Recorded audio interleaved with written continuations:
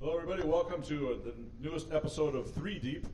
And this is kind of a tragic day. We're recording this. We have just had the news of Teddy Bridgewater's knee injury happening from practice. So we don't have the full prognosis and all that kind of thing. That is still to come.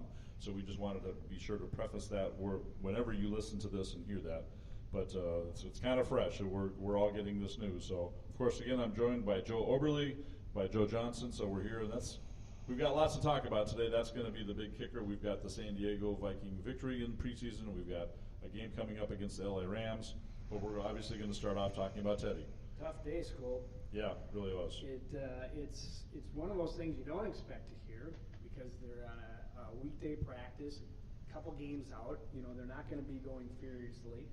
And all of a sudden the Twitter lights up and explodes with everybody and their brother talking about Teddy Bridgewater's injured.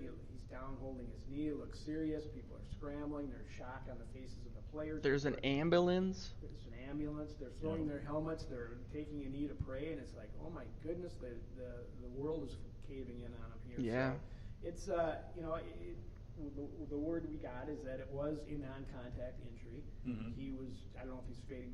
Zimmer said he didn't even see it. He saw it later on. Yeah, he said he was looking down the field. Right. So maybe it didn't pass. Exactly. And his left leg, we think from what the reports we've had, none of them are confirmed, is that it was a left knee injury. It's been everything from meniscus and ACL to compound fracture, which was erroneous. Nerve damage, blood vessel damage. People were speculating a lot of things, but Zimmer held a press conference and said that he did not know what the extent was. He was getting an MRI as he was speaking. He would know more tonight, which is Tuesday night, and then either let everybody know then or tomorrow morning. But the face of the franchise is to me, it looks like he's out for the season, and I hope it's just not any more than that. Yeah, that's obviously the fear with a serious knee thing, because it's rare that those are the kinds of things that take 3-4 weeks. Randall Cunningham had one of those back in the day with us, where he was out for like a week or something and hardly missed any time. But obviously that wasn't a serious thing.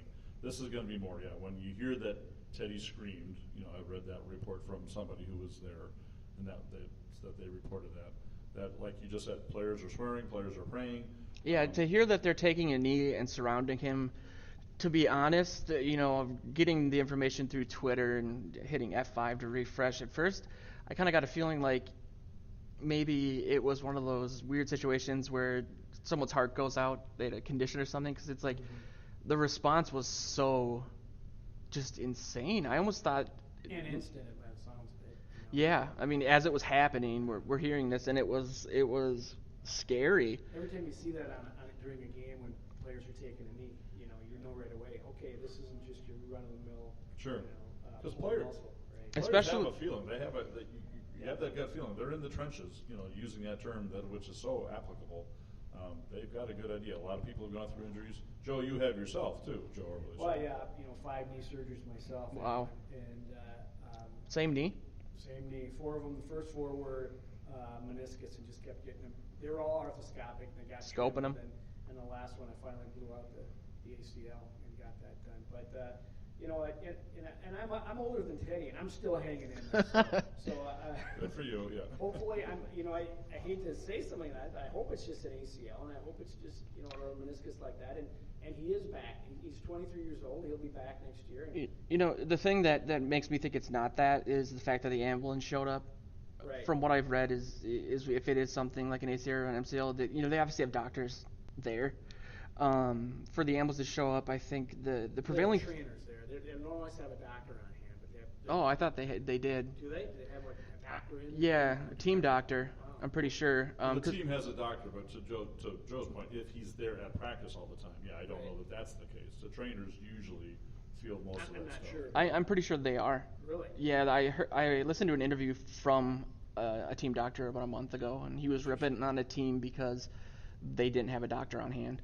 I could be wrong, but the prevailing theory I heard, based on having an ambulance, was it was the dislocated knee, and I don't know enough about that to know if that's better than tearing a bunch of ligaments or. I think it's something you can come back from quicker. Okay. But there's the potential of it happening again, and I don't know how how well you can stabilize a knee that's going to do something like that. Mm-hmm. So that's the concern. To be right now, I'm thinking right now maybe an ACL is the best case scenario in the situation, but I don't know. And they took him to Hennepin County, which was surprising considering Tria is right there, and that's kind of their specialty. So I'm thinking maybe it's a little more serious or just different. Ben Libro was on K-Fan on the drive out here, and he said in his career, and I've heard this from other players online, that he'd only seen an ambulance once come to practice, and that was when Percy Harvin fainted or whatever. And other people said in 20, 30 years of being around the NFL, they hadn't seen that. So it must be something different. It was an ominous sign, to be for sure. Zimmer said that if it would happen to anybody else, it would have been treated just the same way. Except for him. Yeah, except for him. I don't want to speculate that far yet. I don't want to think that and save my doom and gloom for tomorrow because I don't need PTSD just yet. But join the party. It's probably on the way, I suspect. Misery loves company. It's a tough blow, especially in light of what we saw on Sunday. Sure, yeah. So good in the game, and from the superfan community, I can tell you, VWOers and Viking superfans everywhere. This kind of thing hits you like a hard blow to the gut. It hurts. One of the values of having a superfan family is that we share that together, and I mean that's a good pick me up, and you have people that are there to talk to commiserate with, and I'm kind of glad we have a game quicker now coming up on Thursday, and that we don't have to wait for a whole weekend or something, or a week for that next one, because that will be good for fans to get together and start to rally together a little bit just on our own. And there's things that we're going to need to talk about too, because I'll put this challenge out to every Viking fan listening now, is we got to step up our game as fans in support of our team. Whether it's Sean Hill, who's the QB for this season, if Teddy can't come back this year, or if they bring somebody in, whatever, and we'll be talking about all these things. But fans, we can make a difference in the Purple Palace, and we've got to be super strong, loud to, support our team as well as, distract and intimidate the others. We do. That makes a difference. We do have such a balanced team, that it isn't necessarily the end of the world. It's just, for me, I don't know. We haven't really delved into this a lot on the show, but I've been kind of labeled a Teddy hater, mainly because last season was kind of refusing. I don't think you never hated him. Personally, I did, but not professionally. No, totally. It was more that I was on the fence on crowning him as the lockdown, like, for the next 10 years quarterback. I didn't think that he had shown enough with, 13 or 14 touchdowns, 10 interceptions. And so after the game against San Diego, I wrote an article saying that, he is the franchise. And he was making throws that I hadn't seen him make. I had that awesome throw to Diggs on the sideline. He was dropping them into Rudy. It was just awesome. The touchdown pass to Rudy was so sweet. Yeah, that was just like, all right. Above the defender's arms, out of his reach and in his. I said that he was throwing it in those such tight windows that only the receiver could catch it, and that's precisely like what I kind of look for. Speaking about Sunday's game, how about the juke that? How does the juke that Teddy put on that defensive back not do the knee? Yes, and how is a knee that does that now do this? Yeah, there was a guy again on KFan earlier that said an injury like this is based on it's just not. It just doesn't happen. There's a build-up to it. Like maybe a ligament is slowly getting weaker and weaker, and that's why it goes out. So you'd think with that was like a crossover in basketball. It was a great move. Well, he said he was channeling his inner Adrian Peterson on that one, which he really was. I mean, that was a fantastic move, a fantastic cut. Oh, my God. Great play. So we're obviously segueing ourselves into talking about the San Diego game now. Well, first, we could talk. I just wanted to know what you guys' thoughts were on Sean Hill and if you think that Spielman's not on the phone right now looking around the league. I think both. There's no question that Sean Hill is the Vikings' opening day starter. Mm-hmm. There's no question. He knows the offense. He can do it. The only question with Sean right now, if he's going to play on Thursday, I don't think that'll happen anymore because now he's the starter. Mm-hmm. I think you see, segueing to the cuts, Brad Sorensen, who's cut, is going to probably get pulled back and say, because he's had a few days practicing with the team. Sure. They need a camp body to get him through this game, and it's not going to. They can't play Sean Hill, so they're going to have to play Stave and maybe Sorensen is my thought behind it. But right now I'm still in the gloom and doom mode. I'm in shock. But I think it's a little bit of both, yeah. When you hear Zimmer talk about Sean Hill the way he did at his press conference today, he says, this is about the team. We're going to rally around and not put our tails between our legs, and we're going to get out there and we got a good team here. We're going to figure out how to win a game each week. And Sean Hill's capable of winning games. Is he going to be the guy that Teddy was going to be? No, of course not. But I don't think it's once I get past this, I don't think it's going to be, oh my goodness, the season's over. Super Bowl hopes that we've all been having this year might be a little bit more dim, but this team is still can be a playoff team. Well, Sean Hill, I believe. If you look at the team, a defense that was top 5 in regards to points allowed last year, that's super deep, controls the time of possession. You have a power running game.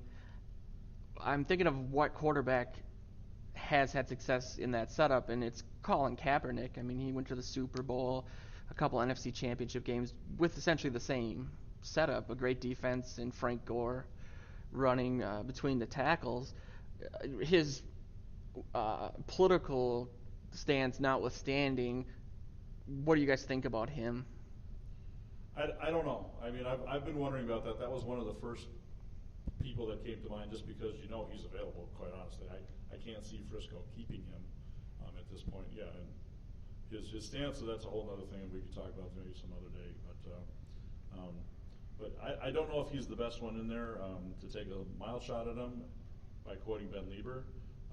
Ben said he thinks that Kaepernick is mentally damaged. He wasn't referring to his political things. He was saying where he's at in his career, confidence-wise, and all that kind of stuff. Yeah. Which I can also see that whole thing too. I think we can do better in other ways, and there might be other people to go with as opposed to Kaepernick. But who knows what's going to happen? Yeah, while Rick's on the phone, not listening to us, because he's being called or making calls and talking to Zimmer and all that. I'm getting a buzz on my phone right now. Tell me what to do. I certainly think Rick's on the phone. Zimmer intimated that. He says, we talked about it some, we'll talk about it tomorrow. They've got to do something. Sure. I don't, whether that's build to backfill with younger quarterbacks and bring them up, or is it to try to go out and get trade for somebody like Nick Foles or somebody like that. Mike Glennon. That can come in and start in a couple weeks after he gets the offense. And Kaepernick included in that list. Josh Freeman. I wouldn't doubt them. Cut that part right out. I'm making an editorial. Josh Freeman. Josh Freeman, for Pete's sake, yeah.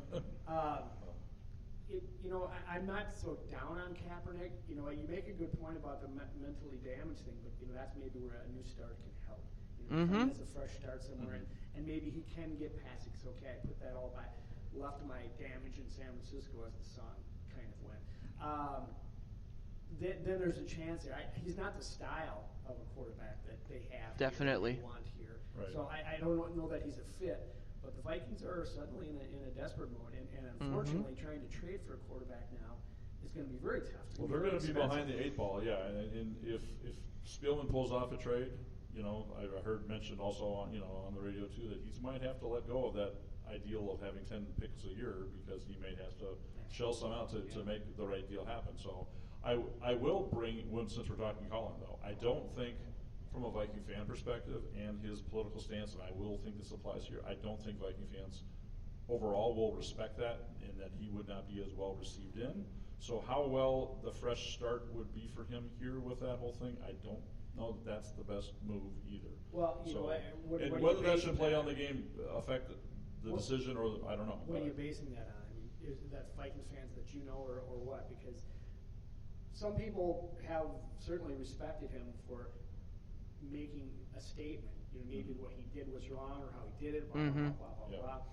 I know he wouldn't exactly find a friend in the locker room in Alex Boone. Definitely. But, I think there would be Vikings fans, like you said, who would not appreciate it, and there would be those that are on the other side. Not to get too political, but I was a political science major. one of my majors anyway, at the U, and I think that there's a little bit of a cognitive dissonance if the people that would take offense to it also are people who tend to really like the Constitution, so it's his right to do it in a free speech sort of way. So it's just something that, you know what, I look at a lot of personal stuff unless someone's, domestically abusing their partner. I try to keep the personal stuff out of it and just look at what happens on the field. And in that regard, he's completely torched the Packers a couple times. So, I mean, that's just enough for me. For that. No, if I have some favorite, I can think of playoff games where he did that. And thank you, Colin, for that. I will publicly say that any day of the week. So, and he'll hear it. Yeah. Within the Viking fans that I know, and I know a lot, there is a strong military respect you're and presence. You're a former military man, aren't you? Not personally, no. Oh, you were. Okay. Not He's personally, a general, just within the Viking world order, we use military ranking for the guys as part of, because we like to honor the military. Because there are plenty who do have, my general in the 4-star in my division, the Special Ops, is a Purple Heart himself. So there's a lot of respect there, and a lot of people that I've heard comment on Kaepernick, and yes, he has the right to do that. America gives him that right, so he's exercising his right to speak, and I'll die defending that, just like many people would. However, I think a lot of people have taken offense to that by not, standing for the anthem. There's a lot of military people who are offended by that, which I also think they have the free right to say. Absolutely. And that's where I think he ticks off a lot of people. So, and you could break down his points otherwise and stuff too. He's saying he wants to make the change, but then what's your plan to make that change to get you standing again for that anthem? I'm not hearing any facts there. So we've really gone off the topic here. No, I mean it's a big talking point. I mean, before Teddy got injured. If they bring him in.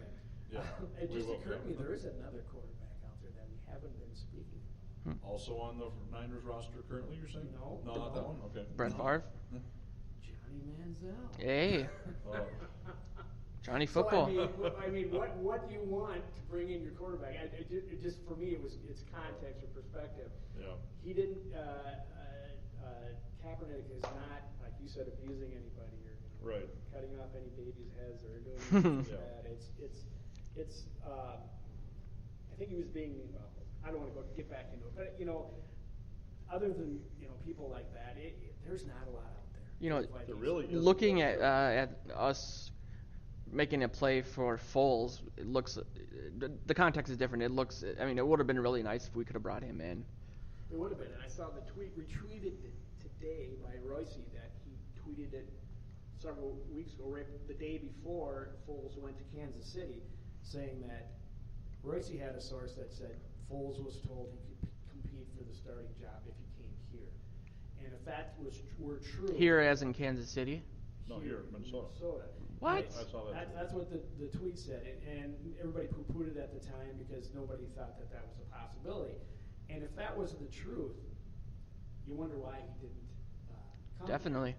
Now granted, Andy Reid was his old coach in Philadelphia, is now in Kansas City, is a big tie there, and maybe he knew the offense, blah, blah, blah.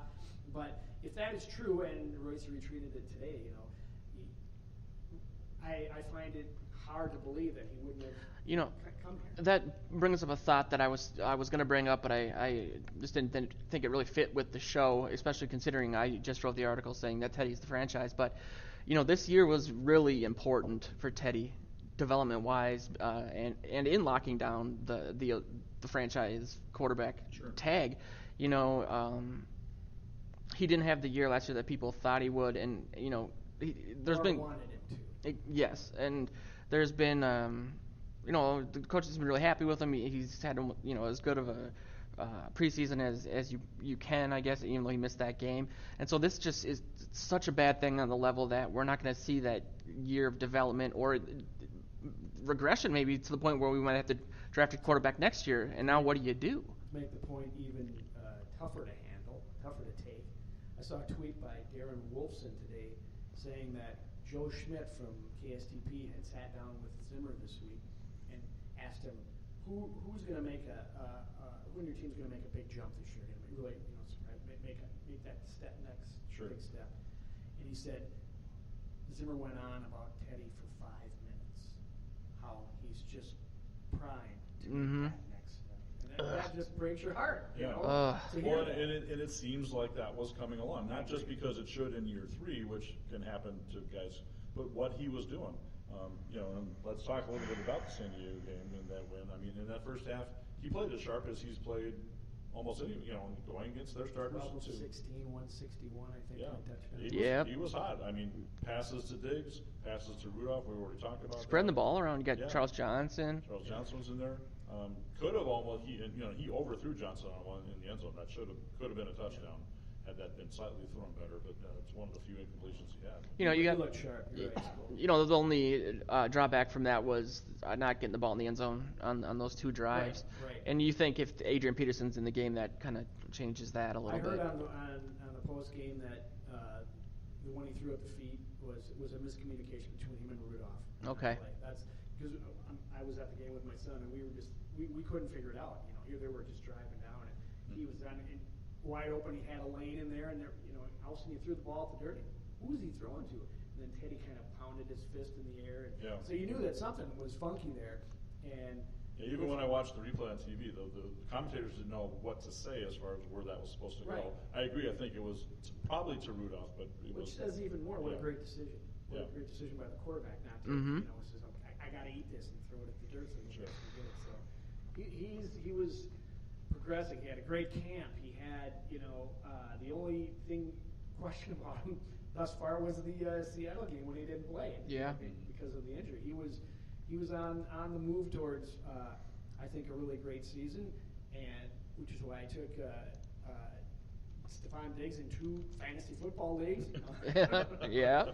But so it's a tough deal. I guess I'll reiterate again. I just hope that it's nothing worse than something he can't come back with, because I think we're not going to get that year that you said he should have had this year, Joe. But maybe we get it next year. Yeah. I mean, hope and pray and fingers crossed that that the news that we'll get. Again, we're recording this before we know what the final prognosis was and all that kind of stuff. But personally, I'm hoping and praying that this comes out, and maybe it's one of those things where it's like an 8-week deal and then not as bad because there wasn't contact, because there wasn't extra stress and strain happening. That it's a lesser extended injury, and thank goodness that they got him in an ambulance to get him there right away and stuff. I don't care if that's procedure or not. Take care of the guy. Right. Over and above for the team. Teddy's a super dude. He's just a great kid. And watching Zimmer on the press conference, he was very, this is about our team. We're going to go forward, blah, blah, blah, blah. And he's, not matter-of-factly, but he was very calm and forthright in what he was saying. And then, Don Mitchell from Channel 9 asked a question. She always asks these tough, emotional questions. And you could see it got to Zimmer a little bit. He goes, I love this kid. He's a great kid. And when you start thinking about it in those human terms, about a kid with potentially very serious injury, your heart breaks for him. And we're just all hoping that it's nothing like that. I'm pulling a meat sauce here by going on the internet while you guys are talking, just to see if there was an update that I could throw out there. And at least thank God you're not wearing a Whalers hat. Thank you. Shout meat sauce, yeah. Come get me. According to Pro Football Talk, it says the teammates were disturbed by the gruesome injury. They said that Ian Rappaport basically said on NFL Network that people actually threw up because of it.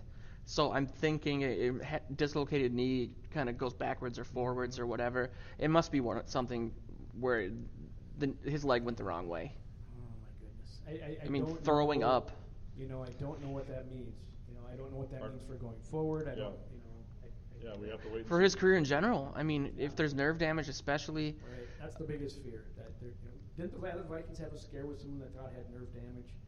A number of years ago, there was one guy that got hurt, and they were concerned that, and I don't know who it was, but he came out not having it. But anyway. Yeah, it rings a bell. It's a very disconcerting thing. Well, one thing this partially reminds me back, our guest from a few weeks ago, Tommy Kramer, we even alluded to this in the episode, so people can go back and listen to that if you haven't, or just re-listen anyway because it was good. I'll link it. Yeah. But Tommy, write-up. I think it was the '83 season. I might be off by 1 year on that. That he started the season hot as a pistol. The Vikings were out to like a 5-2, 6-2 kind of start.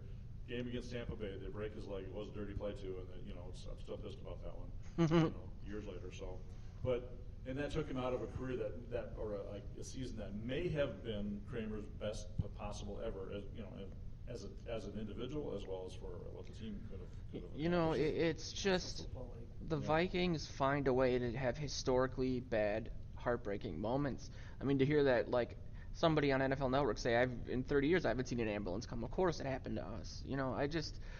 I am so down about it. I was so excited. And we feel our stuff, so. Right. Well, we don't feel it. I mean, imagine being a Cowboys fan right now with your quarterback. Yeah. I mean, how many years are they going to get knocked out of a potential playoff? At least they have Dak. Yes, well. Yeah, but he still has a lot to prove. He's apparently not according to them. He's a superstar now. If you want to give a lot of credit to Cowboys fans talking out of whatever side of their mouth, Yeah.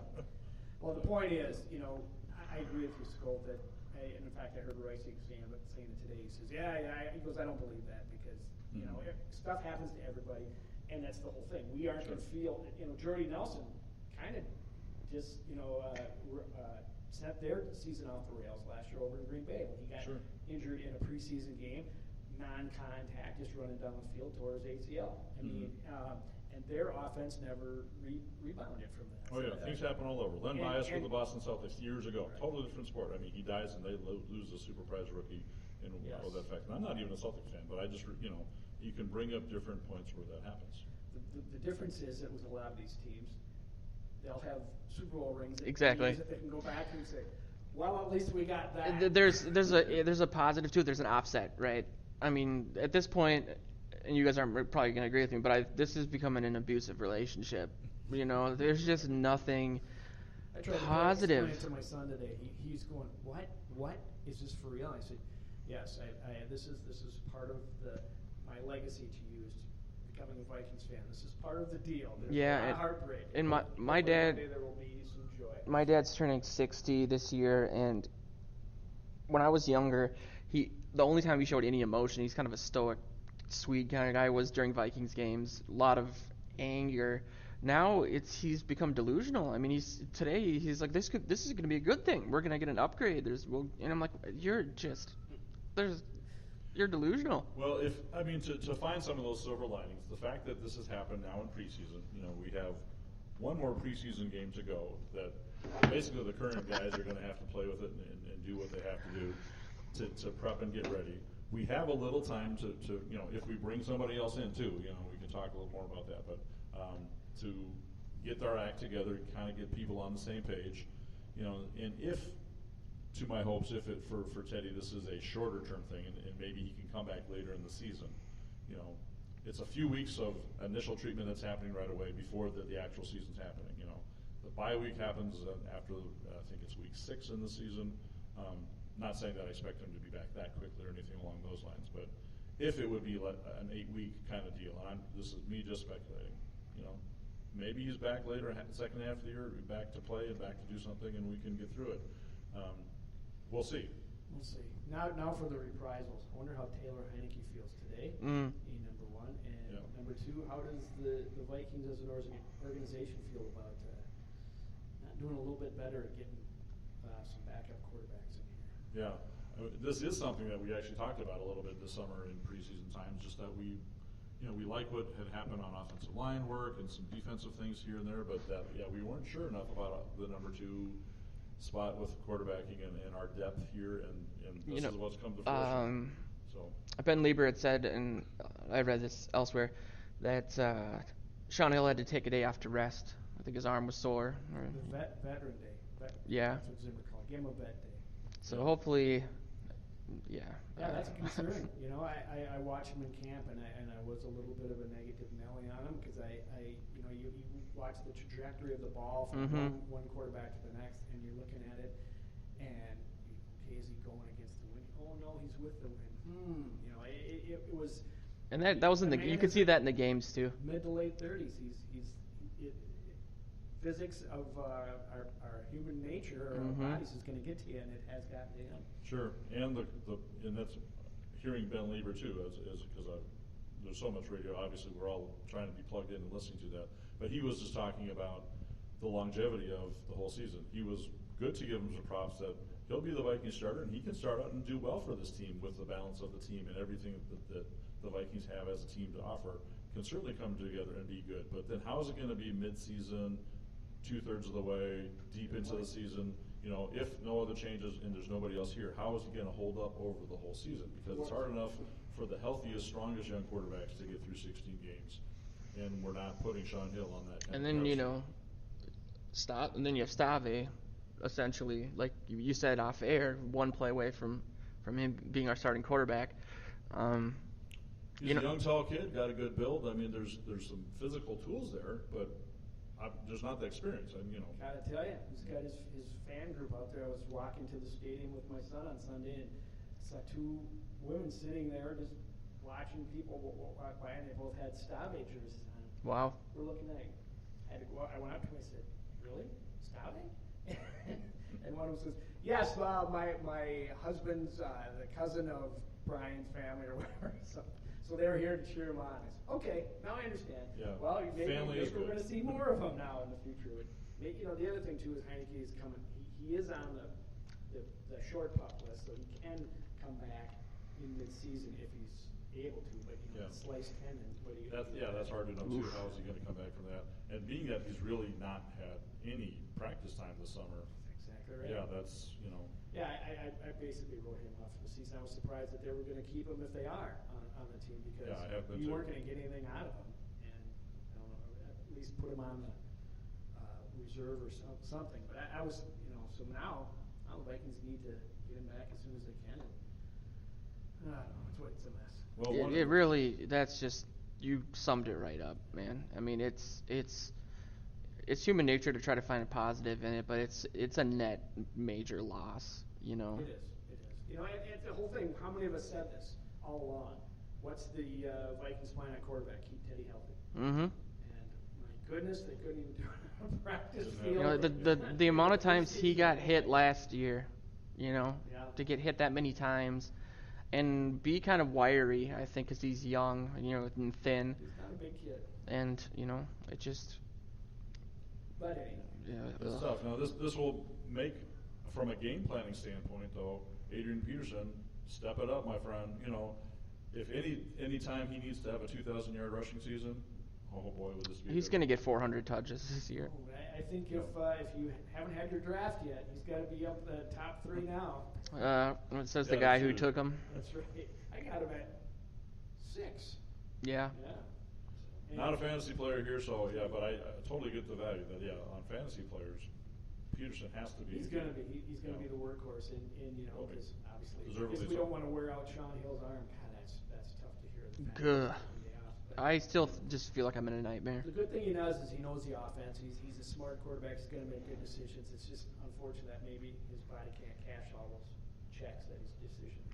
He's got good chemistry with Thielen. Maybe that Thielen will step up a little bit. And he threw a very nice in the San Diego game, that 2-point conversion to the Treadwell. That was a very nice pass play. That was a perfect throw. Good pass, good catch all around. So, and I was real impressed. I wish Treadwell would have gotten a little more action, in terms of how the game went.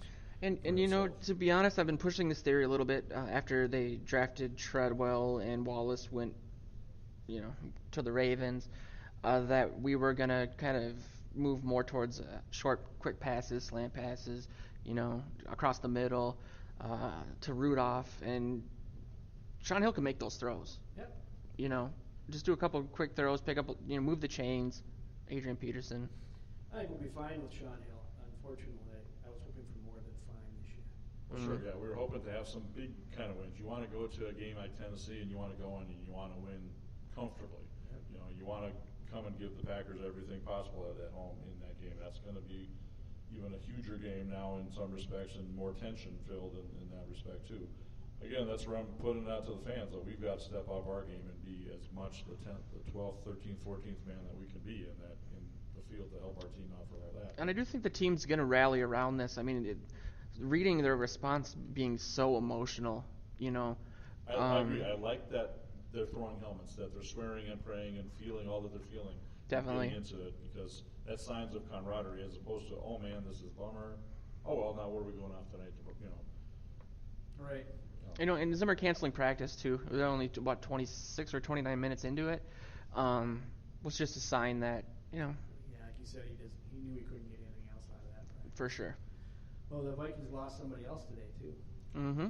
Yeah, when we're talking about protecting on the line, and I was surprised to hear this because I hadn't heard anything to the negative. Yeah, John Sullivan, and I know John Lopez, so And we had he got cut. That hurts. talked. I don't remember if it was on or off air a couple weeks ago about, We did talk about this on the air. Bears being interested in him from a trade perspective. Then you hear today that the Vikings were trying to trade Sullivan, and there were no takers. I got an email from my buddy who works for the Arizona Cardinals, and he said, "What's wrong with Sullivan?" And I kind of explained what was going on. It sounds, coming back from the surgeries, maybe it's damaged goods, but it's better than the guy that we got. So they would like him out there, but You should have told him not to trade then. I wish I could have. The problem is they knew what the Vikings were going to do. Yeah. They Sure. knew they'd cut him, and if they couldn't find a trade, so they gambled. I mean, all the teams gambled and said, if I need one, I'll pick him up after he's on waivers, and I don't have to pay that $5 million salary. Yeah. Because once he's cut, the salary's gone, and Right. they Right. sign him anew. So Yeah, I get the financial side of it, which and that always is what it is, and that's the cold harder part of business, and that happens everywhere. So, the main thing I wonder, I hadn't heard anything negative. I hadn't heard anything to the he's really suffering. Sullivan. Yeah, Yeah. he's strained, and so with offensive line depth as a concern, especially off of last year, did we need to make that move now? I mean, I'd like to hear a little more. I had heard that he was just getting pushed around a lot. That he was having trouble anchoring. Just locking down. This was Ben Lieber again. I mean, I heard he's that from basically Ben. taking. how do you not consciously protect your back when you had two back surgeries? Mhm. How do you not do that? Sure. My observation at camp, I did a story for 1500 ESPN to drop a name. Wow. And I did it on, I was talking to Berger and on Sullivan.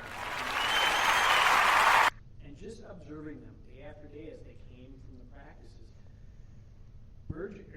Sullivan was walking off. He was winded.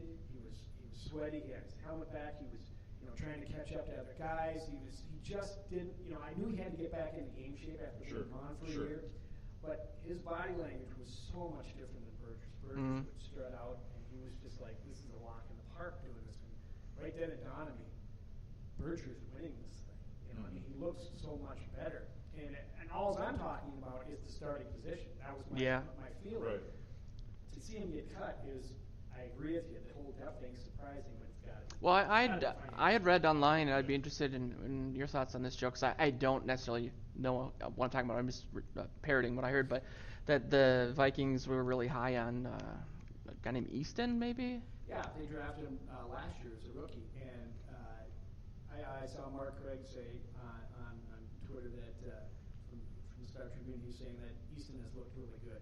Okay. And so that's then you start looking at the economics, And, Yeah, that will play in. That makes a lot of sense. And I wish I've heard more about it. I heard a little bit of talk about Easton today, which I'm like, well, I'm sure hoping he's stepping up and doing it because, to let go of Sully, that's a little bit of a ballsy move in that sense. We have cap space, so, I mean... We have more now. Yeah, I don't think it was necessarily like a financial move. I think that they must have a lot of confidence in Easton to do that. Well, they do, and the funny thing is, you didn't hear peep out about Easton last year. I don't know the numbers, but he wasn't active for many games because he was a rookie, and they didn't need him. Berger was playing, and they had maybe someone that I think he did get in one or two. He dressed for a couple games, but I could be wrong. But you never really heard about how good he was or anything, and now you start hearing this a little bit more. Sure. Even prior to this, it wasn't. And Berger was a top 3 center last year. According to PFF, yeah. Yeah, I mean, I have my opinions on that. But no, they're not looking at nothing. Yeah. Whether you believe in their rankings or not, to say that he must have had a good year, to say that he was, at one point he was the top center in the league. And I don't know if he finished up that way, but that's what they were saying. Which is just shocking because he was brought in here as a backup. Yeah. And he has done good at every position he's filled in. Last year he did great filling in at center. And he's only coming in at a 1.5 or something million. So He's the salary cap. Again, that does play a part in some of these decisions. Not saying it's the only, and it shouldn't be the only factor, but it's certainly a factor in there. So it is nice to have that money now, just in case there is we trade for a highly paid quarterback. The only person I can think of is Kaepernick. Obviously, he's getting Well, I heard 20 million a year for some reason. I heard another, and I don't remember if this was Lieber perhaps, but the speculation about A.J. McCarron over in Cincinnati. Saw that thrown out there. So, as their backup, that, he, and Zimmer would have a little association there and stuff too. Could they make a play with Cincinnati to be I don't interested? pay a lot of attention to I it. don't think they were there at the same time, though. No. Well, But yeah, he would be able to find out from Marvin Lewis or whatever. Right. The They'd be thing able is, to talk. Yeah. do you think now, after what we just went through today as Viking fans, that Cincinnati wants to give up a second backup quarterback like McCarron? I don't think so. I'm not saying I think they need to, but in one of those phone calls that we're saying Rick is having, I think that's one of the ones he ought to probably try making to get a feeler and let Zim talk to Martin. Do a little schmoozing. It's like, hey, I took your coaches out to dinner too. It's like Did he look? Did I thought he looked all right in the Cincinnati game. Okay. I thought he did because he took Dalton was the first series and he was done, and then it was all McCarron. I can't remember when he filled in for Dalton last year how he did. He didn't. He didn't look good at all. Okay. But this year he did. Yeah. So another younger guy that's probably kind of that'd working be his step wonderful. in this That'd guy. be a great fix. That would be a better ones than some of what we've talked about. Mike Glennon is thrown out there a lot from Tampa Bay.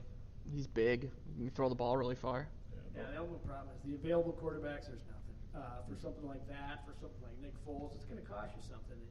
A real pretty penny. And and you need two teams to make that trade. That's it. I remember talking to Kevin McHale. You don't always that sometimes the best trade you make is the one you don't make, and that's somebody that from the Cincinnati standpoint giving up McCarron. But it's a great thought. Yeah, I do wonder if Foles' agents though almost wonders, because we had speculated about this back when that talk was happening weeks ago, that should he wait for this kind of an opportunity to come up and then sign? Right. Yeah. To have signed as quickly as he did in Kansas City, even though he has the thing with Reed, I get all that, but I think a big opportunity and contract just got missed out on.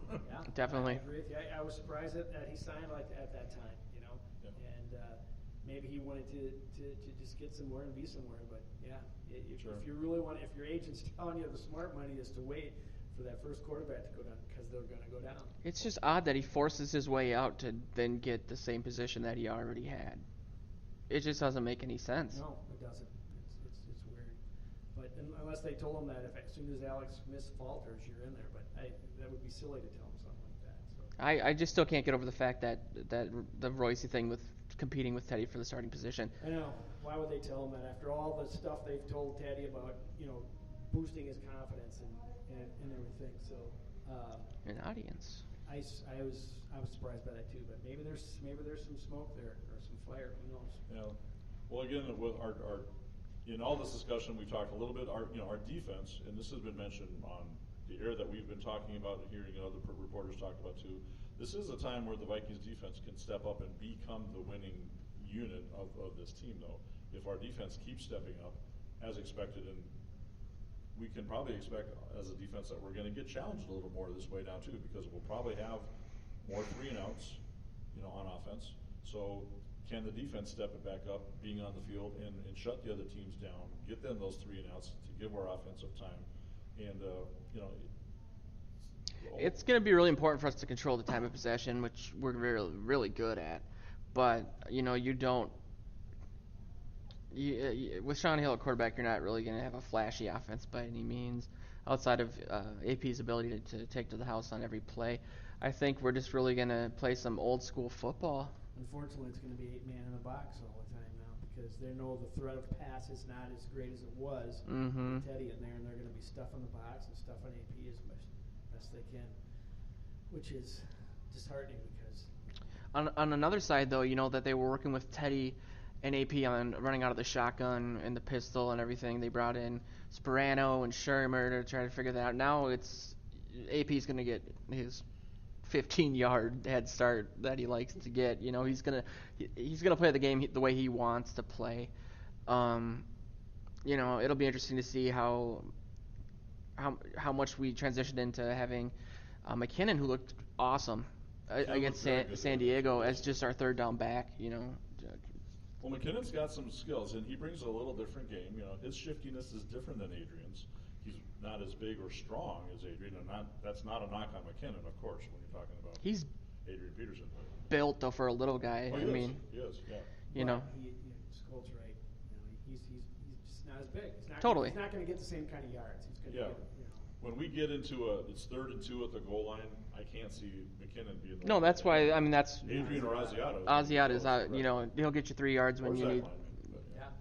Zach Line, would you have 6 touchdowns last year? Yeah, more touchdowns than yards somehow.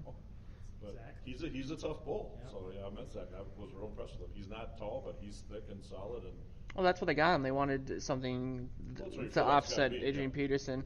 I know I've heard people saying that North Turner wants to turn him into the new LT, sort of a lot of passes out of the backfield. He has a lot of faith in the guy, converting him from quarterback and everything. That's just what I don't know if he said it or not, but I've heard people saying that. I doubt he would say that. I think he wants that threat out there. Mm-hmm. I think he knows that he's never going to be LT.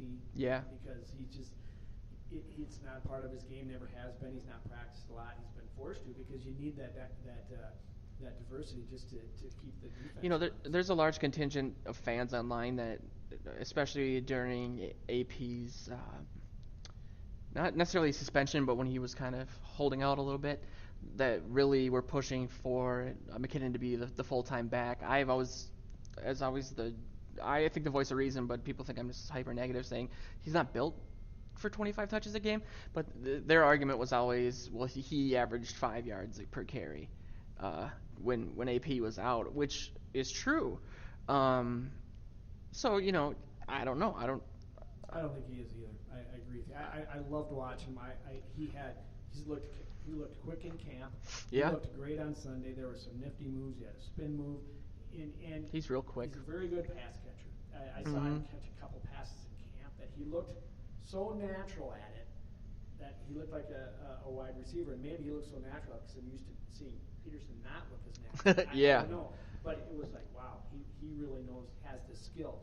So I think you're going to see, if they're wise, they get them both in there a lot and just mix and match. To see some multiple sets. And so that you not only utilize that as for whatever offensive strategy, but you can maybe prolong Adrian Peterson's career a little bit too. Definitely. So he's not getting, carrying the ball 35, 40 times a game. Yeah.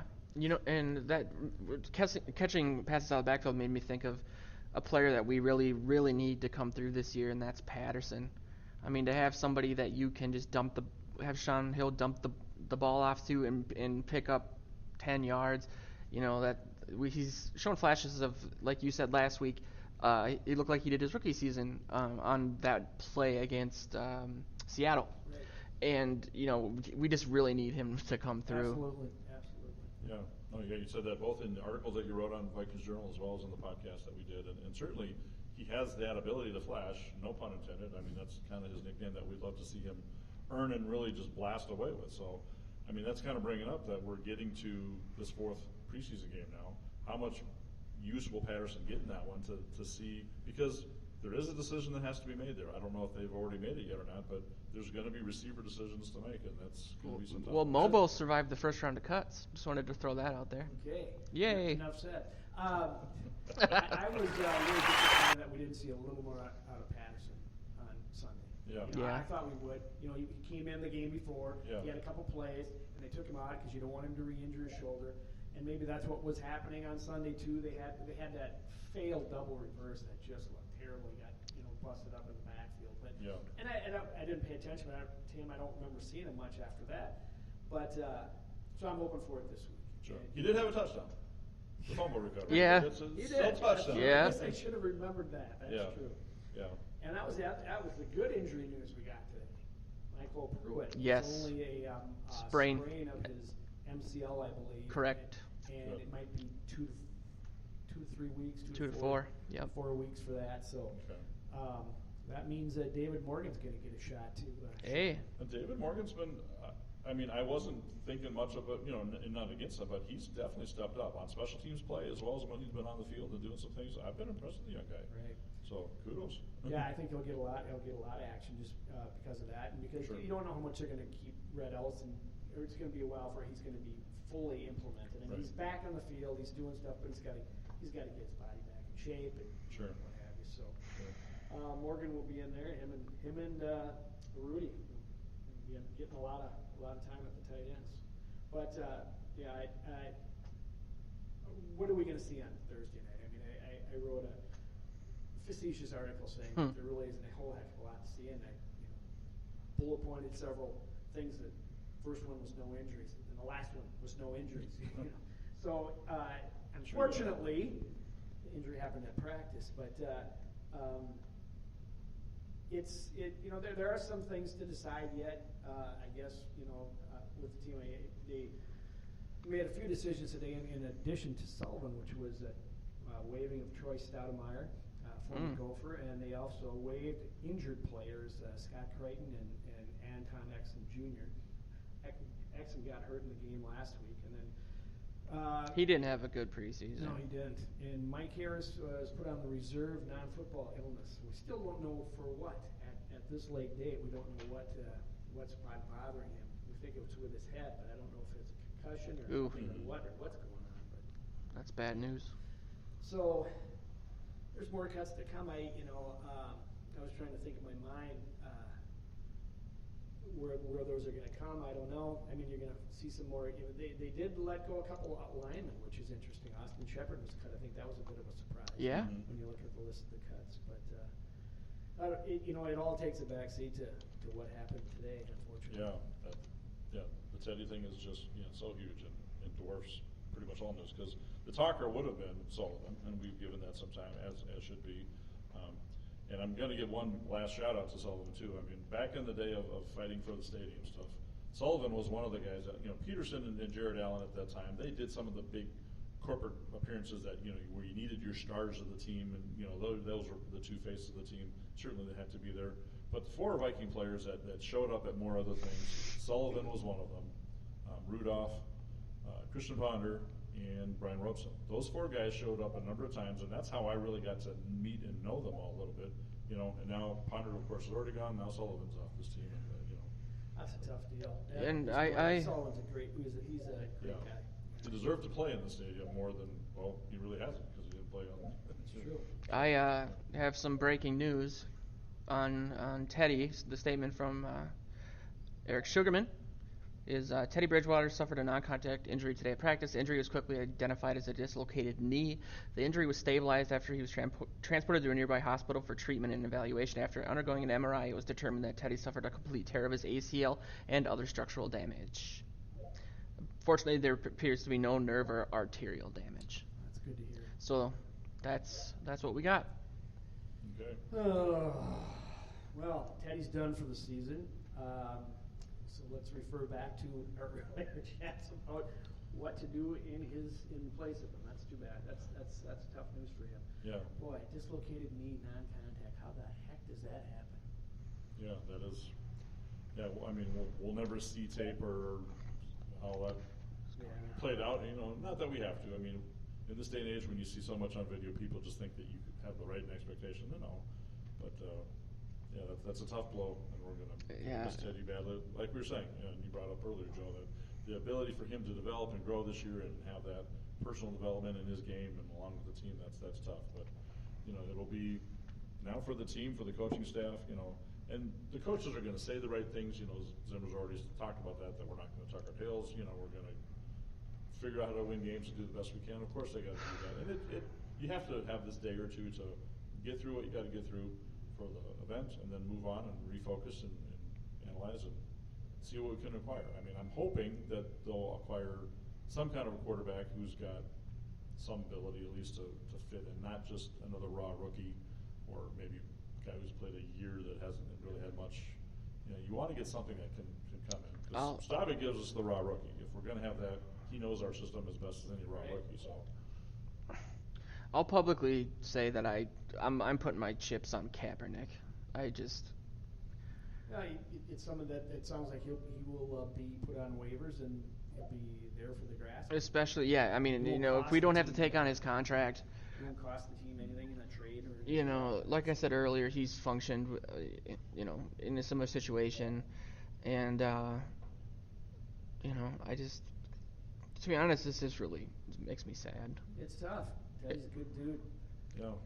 Well, I'm going to push for Rick Spillman publicly to call Cincinnati. Talk to them a few times. Get Zimmer on the phone there too, and remind them of the good steakhouse they ate at and wherever they had their dinner, and see if you can make a deal for McCarron. But a good steak is going to get you a replacement quarterback. Nice, that works. I have no idea. I'm not a negotiator. Yeah, no. No, well, they always seem to go to Manny's with free agents, and That's a good point. it seems to work sometimes. Not with TJ Husmanizada, I but think you would look great in a Vikings uniform. I just don't see Cincinnati parting with it without a king's ransom, and you're gonna. I don't want to go to the scrap heap, and yeah. I think if don't we have the Vikings have the quarterback whisperer on staff that can solve what's going on in Kaepernick's head and see if he can put those demons behind him. And I don't know. Fresh start. I would love to see them bring in somebody that has played in the NFL. Right. What's Matt Castle doing? Did he retire? I think he's on a team. I'm not sure. He went to Buffalo and he played for Dallas last year, and that didn't go very well. But he obviously knows the offense in some way, shape, or form. Yeah, I don't know. They also said Matt Flynn's out there. Tavares Jackson. Yeah, T-Jack. Well, I heard Barrero talk a little about. Yeah, we could get formers either number 7s, either him or Ponder, and I know some people will flinch and all on that. So, but those are other guys too. I don't see either of those happening. So I hate to say this, but right now I would take Ponder as a backup to Sean Hill. I would. Yeah. I think you need somebody more than Stave. But Ponder wasn't he out of the game for the most part last year? So maybe he's. Mm-hmm. He was grocery shopping when he got a text saying, "Hey, you want to come play?" He didn't really play last year because he was with Oakland in the preseason, and they cut him. Yeah, I don't think. What about Mark Sanchez? He sounds like he's going to be available. Denver's got their quarterback chosen. Simeon, is that his name? Yeah. And yeah. they'll probably. The Sanchez.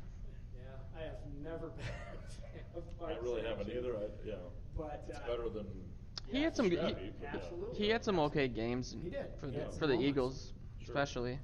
And it's not going to be as tough a press here as it was in New York. So. Or Philadelphia. They boo Santa Claus there, so it's a rough crowd. That's not a bad option either. And if you can pick him up, like I say, if he's waived and you can pick him up after he clears waivers, it doesn't going to cost you anything.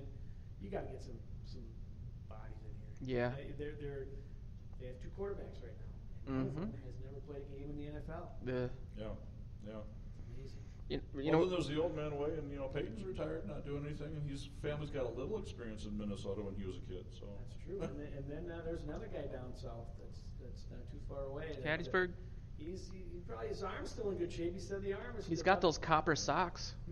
And I know if I have 4 friends in the VWO who went down to Hattiesburg back in 2010 to visit with Brett, so Get him on a plane, Skull. They drove there. I mean, I got no money. Do you realize the pieces are in place? Yeah. Yeah. Just kidding. We got a couple of minutes left, and I wanted to just ask you guys. You were at the game both of you were at the game on Sunday. I was not.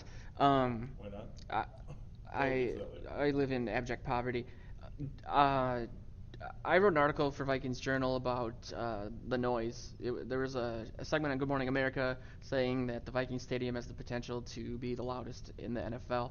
And, in the article I talked about how the lead singer of Metallica even kind of complained that it was kind of too loud because of I forget the acronym CTEFE, the plexiglass reflects sound very well. Did you guys notice? Was it loud? I wrote on the journal that day that it's not very loud in here. If you don't score touchdowns, it's not going to get very loud. Yeah. Which the Vikings didn't on their first 2 drives, but it's loud. The big voice guy, I think he's related to Skolt, that he when he was saying stuff that was loud. I mean, at first someone said, "Is that the voice of God coming down here?" But could have used him got today. To the fever pitch that if you went to the World Series games in '87, '91, whatever it was, or any Vikings games when they got something on the line, it wasn't to that. It's preseason games. Definitely. So I was not, and I didn't wear earplugs. I don't know. What did you think, Skolt? Yeah, totally. It was preseason. For a preseason game, from what I can remember of any past preseason games, it was a good volume for preseason. And I read somewhere in the paper, I think they said it reached 114 decibels, which that's not quiet. So, yeah, the record's 137. So yeah, and Superfan Ben, who was on here with us a few weeks back and stuff too, I know we were talking on the side that he read somewhere where they were talking about some of the acoustics things and the way it's designed, and how maybe in the Purple Palace we can challenge the Kansas City decibel record at a football game. Definitely. So we'll see about doing that. I do believe that place is going to get a lot louder. I agree. So, yeah, the home opener on a Sunday night football game, that's going to be really loud, and let's hear the decibel levels measurements then. What a bit. We're going to get it loud in there. As one of the loud mouths, it's going to be strong. We're going to get there, so. Definitely would have been a little louder if Teddy was playing. It will be. And with that, we're going to close out this episode of 3 Deep. And stay tuned after we talk about the last preseason game and previewing into the season. You're on 3 Deep.